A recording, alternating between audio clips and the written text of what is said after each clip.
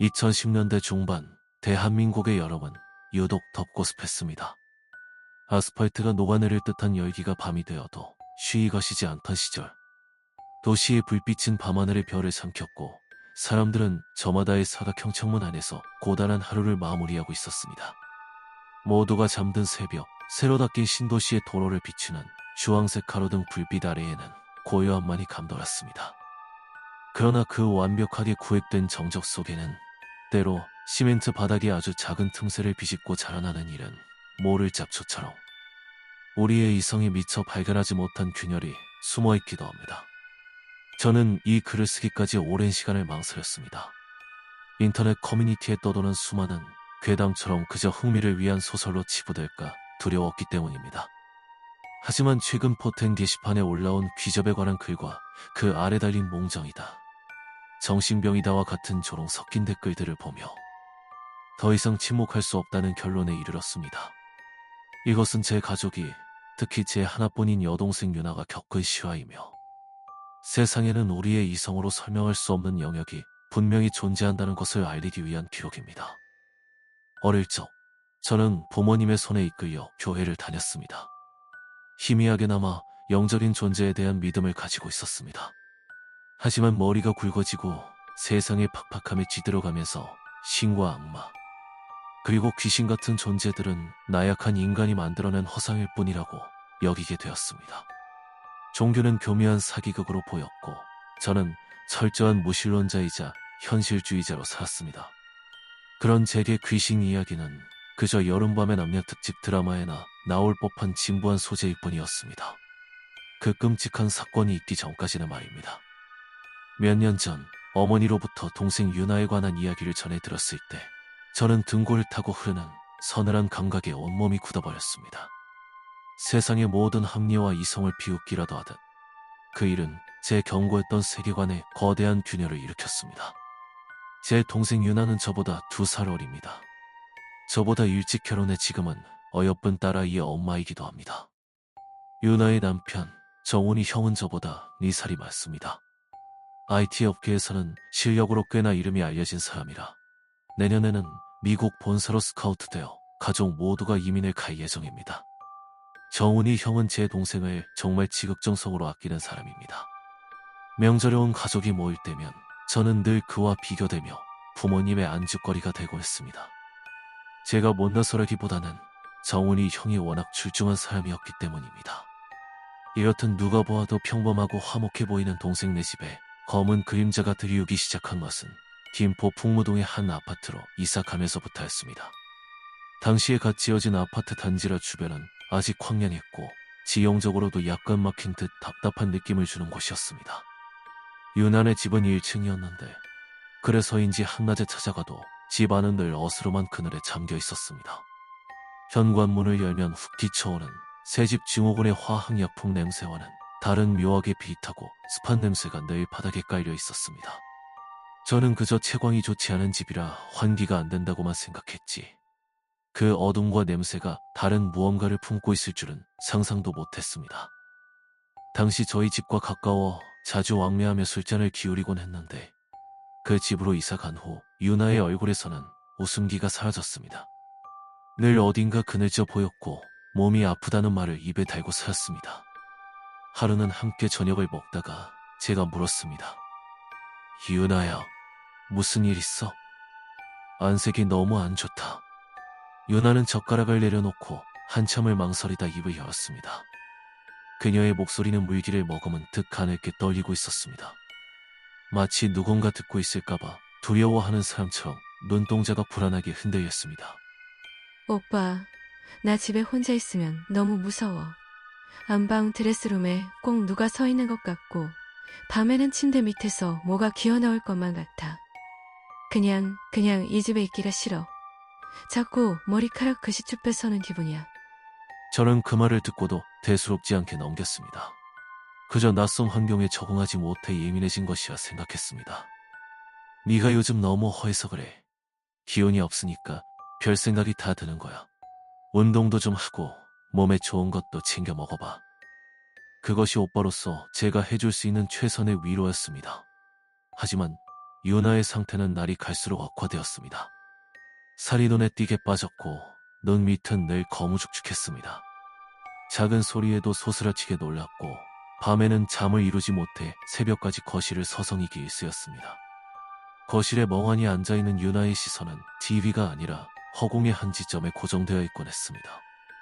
어머니를 통해 동생이 우울증 진단을 받고 정신과에서 약을 처방받아 복용하기 시작했다는 소식을 들었을 때 저는 혼란스러웠습니다. 경제적으로 부족함이 없었고 술, 담배는커녕 아내를 끔찍이 아끼는 남편이 곁에 있는데 어째서 가정주부인 유나가 우울증에 걸렸는지 도무지 이해할 수 없었습니다. 심지어 정훈이 형에게 형이 너무 잘해줘서 그런 거 아니에요? 라며 철없는 농담을 건네기까지 했습니다. 정훈이 형의 걱정은 이루 말할 수 없었습니다. 항상 말끔하던 형의 얼굴도 어느새 수척해져 있었고 눈에는 핏발이 서 있었습니다. 그는 용하다는 병원은 다 찾아다녔지만 의사들은 하나같이 스트레스성, 불안장애와 우울증이라는 진단만 내놓을 뿐이었습니다. 현대의학이 내놓은 처방전은 무용지물이었습니다. 약을 먹어도 유나의 상태는 나아지지 않았습니다. 오히려 약에 취해 몽롱한 상태로 누가 나를 쳐다보고 있어. 라는 말을 중얼거리는 날이 많아졌습니다. 결국 지푸라기라도 잡는 심정으로 그는 수소문 끝에 당시 TV에도 출연하며 유명세를 떨치던 한 퇴마사를 찾아갔다고 합니다. 예약을 잡는 데만 한 달이 걸릴 정도였다고 합니다. 그는 최면 치료를 통해 영적인 문제를 해결하는 사람이었습니다. 퇴마사의 상담실은 으슥한 사찰이 아닌 강남의 평범한 오피스텔이었습니다. 향냄새 대신 은은한 아로마 향이 퍼져 있었고 벽에는 심리학 서적이 가득 꽂혀 있었습니다. 저는 그 이야기를 듣고 역시 현대적인 사기꾼이군이라고 생각했습니다. 하지만 최면 상태에 들어간 유나에게서 나온 이야기는 충격적이었습니다. 퇴마사가 나지막한 목소리로 유도하자 편안하게 소파에 누워있던 유나의 몸이 갑자기 뻣뻣하게 굽기 시작했습니다. 미간이 좁혀지고 입술이 파르르 떨리더니 이내 전혀 다른 목소리가 새어나왔습니다. 평소 유나의 톤보다 훨씬 낮고 거친 성대를 억지로 긁어내는 듯한 이질적인 소리였습니다. 나이든 여인의 것처럼 갈라지고 원망이 서린 목소리, 아이의 것처럼 칭얼대는 소리, 그리고 낮고 음산한 남자의 목소리가 뒤섞여 알아들을 수 없는 말들을 토해냈습니다. 그것은 한 사람의 목구멍에서 나올 수 있는 소리가 아니었습니다. 정훈이 형은 그 광경을 보고 공포에 질려 숨조차 제대로 쉴 수 없었다고 합니다. 퇴마사는 유나에게 3명의 귀신이 붙어있다는 결론을 내렸습니다. 할머니 귀신 하나, 아기 귀신 하나, 그리고 정체를 알 수 없는 남자 귀신 하나. 몇 개월간 이어진 퇴마 치료를 받으며 유나는 거짓말처럼 예전의 밝은 모습을 되찾아갔습니다. 얼굴에 혈색이 돌고 웃음이 많아졌습니다. 그제야 제 마음속에서도 정말 귀신이 있는 건가?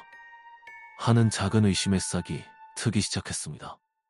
가족들은 1층 집이 문제였을지도 모른다고 생각했고 정훈이 형은 아예 그 집을 처분하고 인근 인천 원당지구의 신축 빌라로 이사를 결정했습니다.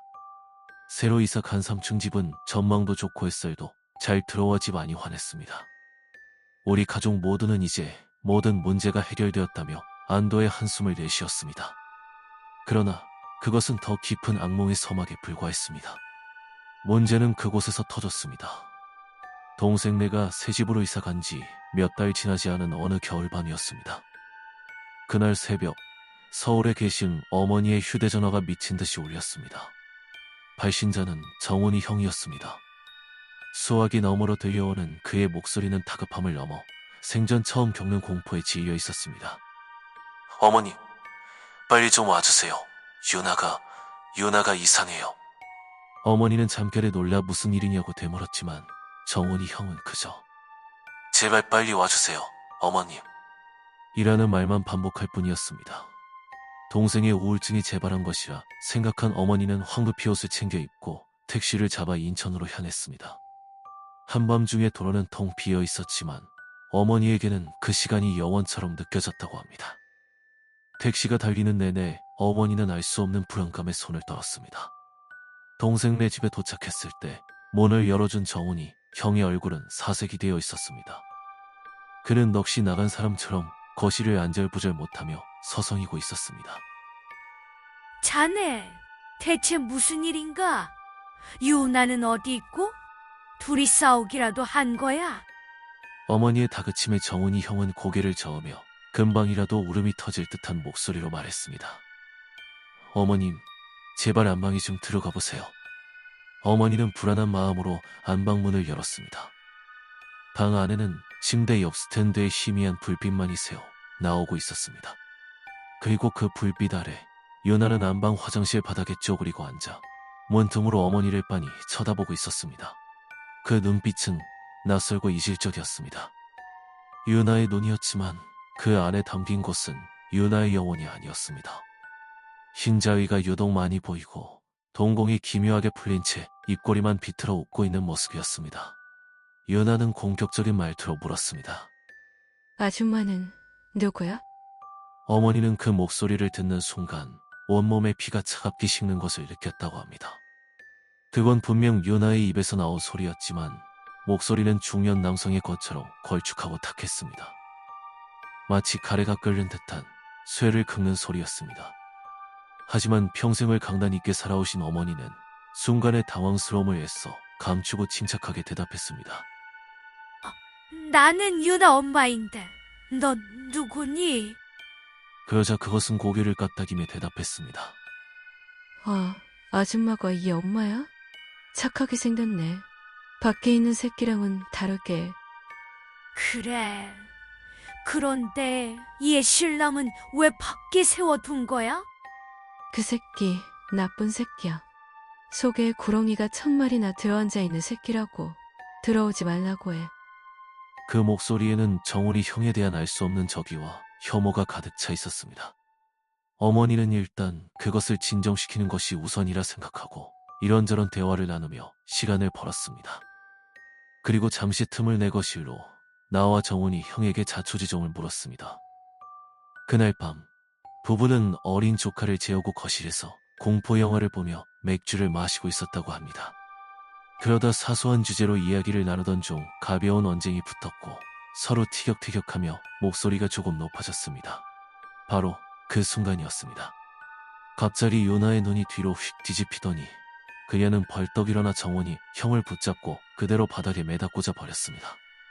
평소 겁 많고 여린 성격의 유나, 손모기간으로 무거운지 마라 제대로 못 들던 아이에게서는 상상조차 할 수 없는 괴력이었습니다.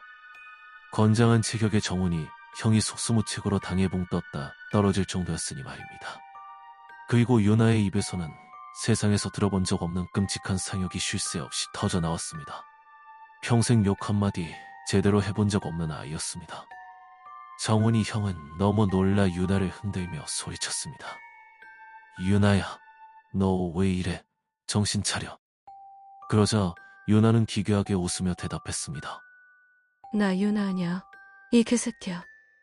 그 눈빛, 말투, 목소리, 어느 것 하나도 자신이 알던 아내의 모습이 아니었습니다. 술에 너무 취해 주정을 부리는 것이라 생각한 정훈이 형이 그녀를 진정시키려 팔을 잡았지만 오히려 유나는 그의 팔목을 우악스럽게 비틀어 버렸습니다. 그리고는 안방 화장실로 들어가더니 타일 바닥에 냉기 따위는 느끼지도 못하는 듯 아, 여기가 좀 편하네. 라며 바닥에 주저앉더라는 것이었습니다. 그제야 정훈이 형은 이것이 의학이나 상식으로 해결될 일이 아님을 상황의 심각성을 깨닫고 어머니에게 전화를 걸었던 것입니다. 모든 이야기를 들은 어머니는 다시 안방으로 들어갔습니다. 화장실 바닥에 앉아있는 유나에게 조심스럽게 다가가 말했습니다.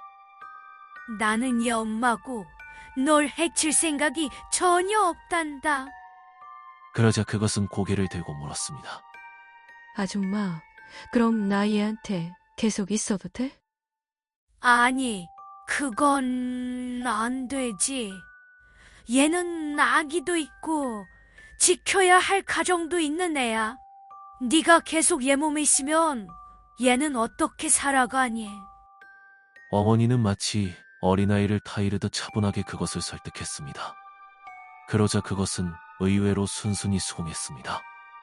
그건 그러네. 얘도 살아야지. 그치? 그러면서 그것은 어머니가 참 착하다느니 아기가 예쁘다느니 유나가 너무 착해서 자신이 붙어있는 것이라느니 하는 횡설수설을 늘어놓았습니다. 어머니는 일단 차가운 화장실에서 나오라고 권했습니다. 싫어. 난 여기가 좋아.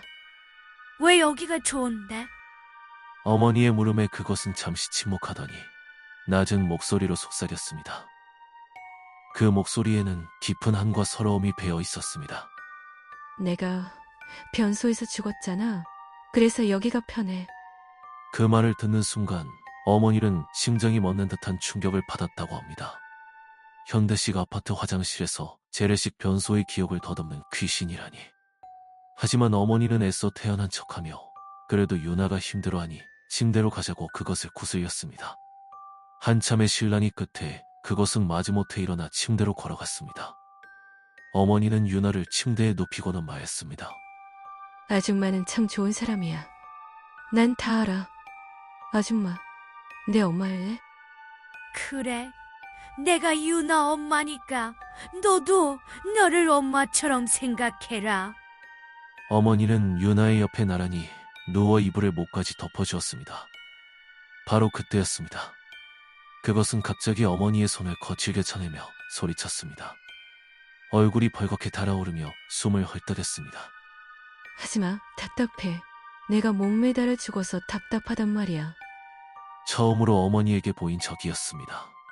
목을 매달아 죽은 고통이 생생하게 되살아난 듯했습니다. 어머니는 황급히 미안하다고 사과하며 이불을 가슴까지만 덮어주자 그것은 언제 그랬냐는 듯 다시 잠잠해졌습니다. 어머니는 옆에 누워 조심스럽게 묻기 시작했습니다. 너는 몇 살 때 죽었니? 몇 년생이니? 집은 어디였니? 하고 말입니다. 그것은 20살에 죽은 남자 귀신이었습니다. 1932년생으로 우리 어머니보다도 나이가 한참 많았습니다.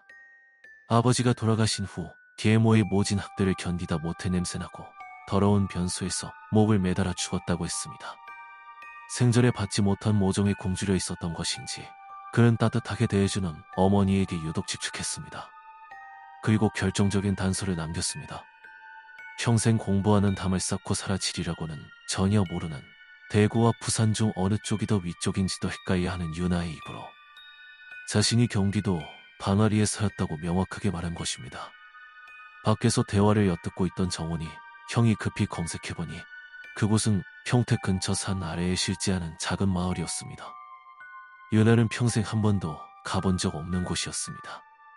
어머니가 1시간 넘게 그것을 달래며 이제 그만 자자고 하자 그것은 어머니의 손을 꼭 잡으며 말했습니다. 마치 어머니의 온기를 뺏기지 않으려는 듯 절박하게 말입니다. 아줌마도 여기서 자고 가. 아줌마도 오늘 여기서 자고 갈 거야. 아줌마, 진짜 좋다. 엄마 같다. 나 그럼 잘게. 그 말을 끝으로 그것은 깊은 잠에 빠져들었습니다. 어머니와 정원이 형은 뜬 눈으로 밤을 새웠습니다. 동이 트고 아침 햇살이 창문으로 스며들 무렵 유나가 눈을 떴습니다. 어머니는 혹시나 하는 마음에 조심스럽게 물었습니다. 잘 잤니? 밤새 답답하지는 않았고? 유나는 잠시 허공을 응시하더니 어머니를 바라보며 힘겹게 입을 열었습니다. 그녀의 눈동자는 다시 우리가 알던 유나의 것으로 돌아와 있었지만 깊은 피로감이 서려 있었습니다. 엄마, 나야. 나 다 기억나. 마치 한 편의 끔찍한 영화를 스크린으로 관람하듯 자신의 의지와는 상관없이 누군가가 자신의 몸을 조종하고 입을 빌려 말하는 모든 과정을 똑똑히 지켜보고 있었다는 것이었습니다. 투명한 유리벽에 갇혀 자신의 입이 마음대로 움직이고 남편을 내동댕이 치는 자신의 팔을 보면서도 손가락 하나 까딱할 수 없었던 공포를 느꼈다고 합니다. 어머니는 더 이상 아무 말도 하지 않고 그저 그래, 됐다 그럼 더 자라. 하시며 동생의 머리를 쓰다듬어 주셨습니다. 그날 저녁 어머니는 저를 집으로 부르셨습니다. 그리고 그날 밤에 있었던 모든 일을 빠짐없이 들려주셨습니다. 이야기를 듣는 내내 저는 현실감을 잃었습니다. 마치 소설 속 이야기를 듣는 것 같았지만 어머니의 지친 얼굴과 떨리는 목소리는 그것이 명백한 현실임을 증명하고 있었습니다.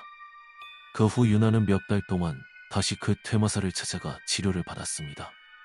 그리고 시간이 흘러 동생 부부와 함께한 술자리에서 유나가 먼저 그날의 빙의에 대해 입을 열었습니다. 많이 좋아졌다며 애써 웃는 동생에게 저는 조심스럽게 그때의 기분이 어땠냐고 물었습니다. 뭐랄까 오빠, 갑자기 세상이 딱 멈추는 느낌이었어.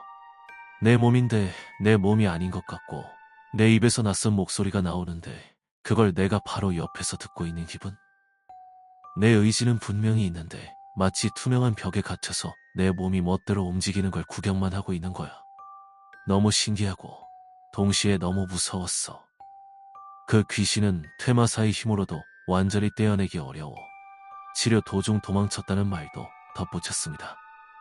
완전히 사라진 것이 아니라 어딘가에 숨어버린 것이었습니다. 그렇게 10년 가까운 세월이 흘렀습니다. 유나는 더 이상 빙의 증세를 보이지 않았고 우리 가족은 그 끔찍했던 밤의 기억을 애써 잊으려 노력하며 평온한 일상을 되찾았습니다. 하지만 그 그림자는 사라진 것이 아니었습니다. 그저 더 깊은 어둠 속에 숨어 때를 기다리고 있었을 뿐이었습니다. 우리 가족이 안심하고 있던 그 10년 동안 그것은 유나의 무의식 가장 깊은 곳에서 숨죽인 채 다시 깨어날 순간만을 노리고 있었던 것입니다. 그리고 얼마 전 그 그림자가 다시 모습을 드러냈습니다. 올해 여름이었습니다. 유나는 집에서 맥주를 마시며 공포 영화 곤지암을 보고 있었다고 합니다. 아마도 기가 약해진 상태에서 공포 영화라는 강한 자극을 받은 것이 잠들어 있던 그것을 깨우는 화근이었던 것 같습니다. 10년 전과 똑같은 현상이 다시 시작되었습니다. 한밤중에 걸려온 정원이 형의 전화를 받고 어머니가 다시 동생네 집으로 달려갔을 때 상황은 이전과 사뭇 달랐습니다. 현관문이 열리자마자 유나가 너무나도 해맑고 밝은 얼굴로 두 팔을 벌린 채 뛰어나오며 외쳤습니다. 엄마, 우리 엄마 왔어. 왜 이제 왔어? 평소 애기 없고 무뚝뚝한 딸의 모습과는 너무나도 다른 지나치게 들뜬 하이톤의 목소리와 과장된 몸짓. 어머니는 순간 당황했습니다. 왔다 간 지 얼마 안 됐잖니? 그건 나 보러 온 거 아니잖아. 재윤아 보러 온 거잖아. 그것은 10년 전의 일을 똑똑히 기억하고 있었습니다. 어머니가 방으로 데리고 들어간 후 필요하자 그것은 완강히 거부했습니다. 어린아이가 떼를 쓰는 것처럼 발을 구르며 소리쳤습니다. 안 잘 거야. 전처럼 자라고 하고 그냥 도망갈 거면서. 같이 잤잖니? 그리고 갔잖아. 금방 또 온다고 그러더니 10년 동안 한 번도 안 왔잖아. 그것은 엄마를 보고 싶었다며 너무 서운했다며 아이처럼 투정을 부렸습니다. 그 목소리에는 계모에게 받지 못한 사랑을 갈구하는 뒤틀린 애정이 묻어났습니다. 어머니가 그것을 달래며 물었습니다. 그런데 너는 왜 자꾸 여기 오는 거니? 왜? 난 얘가 너무 좋아. 얼마나 착한데? 좋기는 뭐가 좋아? 나쁜 년인데. 아니야. 얘 되게 착해. 그때였습니다. 안방 사원이 궁금했던 정원이 형이 살짝 문을 열고 안을 들여다보았습니다. 그러자 그것은 또다시 표정을 싹 바꾸더니 입에 담지 못할 상욕을 퍼부으며 뭘 보냐고 소리를 질렀습니다. 정원이 형이 얼른 문을 닫으려는 순간 그것은 무슨 변덕인지 갑자기 그를 방으로 들어오라고 손짓했습니다. 정원이 형이 방에 들어와 머뭇거리며 서있자 유나의 몸을 한 그것은 갑자기 완전히 다른 사람이 된 듯그를 옆에 앉혔습니다. 그리고는 마치 할머니가 손자를 대하듯 전혀 다른 목소리로 그의 등을 토닥이며 말했습니다. 이번에는 그 변소 귀신이 아니었습니다. 야, 이놈의 새끼야. 너 그 처상집 가지 말어. 너 거길 가면 죽어. 이놈의 새끼야. 그 구수한 말투, 등을 두드리는 손길의 박자. 그것은 며칠 전 돌아가신 정훈이 형의 친할머니와 똑같았다고 합니다. 마침 정훈이 형은 지인의 장례식장에 갈 예정이었습니다. 그 경고는 섬뜩할 정도로 구체적이었습니다. 매제 할머니의 영혼이 깃든 것인지 아니면 원래 있던 남자 귀신이 할머니를 흉내내며 우리를 조롱한 것인지는 알 수 없습니다. 다만 정훈이 형은 그 말을 듣고 장례식장에 가지 않고 부조만 했다고 합니다. 유나는 첫 빙의 사건 이후 일절 초상 집에 가지 않았습니다. 시할머니가 돌아가셨을 때도 정훈이 형 혼자 다녀왔고 혹시 모를 상황에 대비해 제사 음식이나 유품도 일절 집으로 드리지 않았습니다. 어쩌면 장례식장을 다녀온 정훈이 형의 몸에 할머니의 영혼이 붙어왔고 영적으로 문이 열려있는 유나에게로 옮겨간 것일지도 모른다는 추측만 할 뿐입니다. 그날 밤 이후 유나는 다행히 잠잠한 상태입니다. 그리고 지금은 내년 초로 예정된 미국 이민을 준비하며 다시 힘겹게 치료를 받고 있습니다. 에필로그. 시간은 때때로 가장 잔인한 기만자입니다. 상처 위에 새살이 돋게하고 끔찍했던 기억을 희미한 풍경처럼 바래게 만들어 모든 것이 끝났다고 우리를 안심시킵니다. 유난의 가족이 태평양을 건너 미국으로 떠난 지 2년이 흘렀습니다. 나는 가끔 노트북 화면 너머로 캘리포니아의 눈부신 햇살 아래 환하게 웃고 있는 동생과 조카의 얼굴을 봅니다. 그들의 배경에는 푸른 잔디가 깔린 마당과 이국적인 모양의 집이 있습니다. 모든 것이 평화로워 보입니다. 유나는 이제 악몽을 꾸지 않는다고 했습니다. 그 무서운 집도 축축한 어둠도 자신을 쳐다보던 눈동자도 모두 한국에 두고 온 과거일 뿐이라고 말했습니다. 나는 그 말을 믿고 싶습니다. 정말로 간절하게 말입니다. 하지만 내 마음 한구석에는 여전히 녹아 없어지지 않는 얼음덩어리 같은 불안이 자리 잡고 있습니다. 과연 장소를 바꾼다고 해서 그 그림자로부터 완전히 벗어날 수 있는 것일까요? 그것은 김포의 1층 아파트나 인천의 신축 빌라에 깃들어 있던 지방령이었을까요? 아니면 처음부터 내 동생 유나의 연약한 영혼에 달라붙어 있던 떼어낼 수 없는 존재였을까요? 지난주 유나와 영상통화를 하다가 나는 심장이 덜컥 내려앉는 경험을 했습니다. 화면 속 유나의 밤은 캘리포니아의 밝은 햇살이 비치고 있었지만 유독 그녀의 눈 주위만 그늘이 진 것처럼 어두워 보였습니다. 조카의 재롱을 보며 웃던 유나가 갑자기 정색을 하더니 화면 너머의 나를 뚫어지게 쳐다보며 물었습니다. 오빠, 근데 밖에 있는 새끼는 잘 지내? 순간 숨이 멎었습니다. 밖에 있는 새끼. 10년도 더 된 그 겨울밤. 그것이 정훈이 형을 지칭하며 썼던 오직 그것만이 사용하던 표현이었습니다. 내가 아무 말도 못하고 굳어있자 유나는 금세 다시 환하게 웃으며 말했습니다. 왜 그래, 오빠? 정훈 씨 말이야. 요즘도 맨날 구렁이처럼 속으로만 끙끙 앓아? 그러고는 아무 일 없었다는 듯 다시 조카와 장난을 쳤습니다. 그건 그저 짓궂은 농담이었을까요? 과거의 끔찍한 기억을 유머로 승화시킨 그녀 나름의 극복 방식이었을까요? 나는 애써 그렇게 생각하려 했지만 그 순간 내가 본 유나의 눈빛은 낯설었습니다. 아주 찰나였지만 그 눈빛 속에는 장난기 대신 서늘한 조소와 관조가 담겨 있었습니다. 그리고 화면이 끊어지기 직전 나는 들은 것만 같았습니다. 여긴 변소가 참 깨끗해서 좋아. 그날 이후 나는 잠 못 이루는 밤이 많아졌습니다. 비가 추적추적 내리는 새벽, 창밖을 바라보며 생각합니다. 어쩌면 그것은 떠나지 않은 것일지도 모릅니다. 그저 유나라는 숙주의 가장 깊은 곳의 씨앗처럼 숨어 햇살이 가득한 낮에는 잠들어 있다가 다시 그녀의 영혼이 지치고 외로워지는 어느 날 밤 스멀스멀 고개를 들 준비를 하고 있는 것은 아닐까요?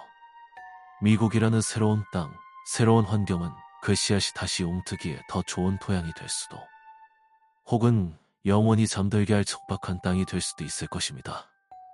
나는 그저 기도할 뿐입니다. 내 동생의 남은 생이 부디 평안하기를. 그녀의 웃음이 온전히 그녀 자신의 것이기를. 그리고 다시는 내 동생의 입을 통해 1932년에 태어나 변소에서 생을 마감했다는 그 20살 청년의 목소리를 듣는 일이 없기를. 이 기록이 그저 한 남자의 기호와 과민 반응으로 끝나길 나는 지금도 간절히 바라고 있습니다.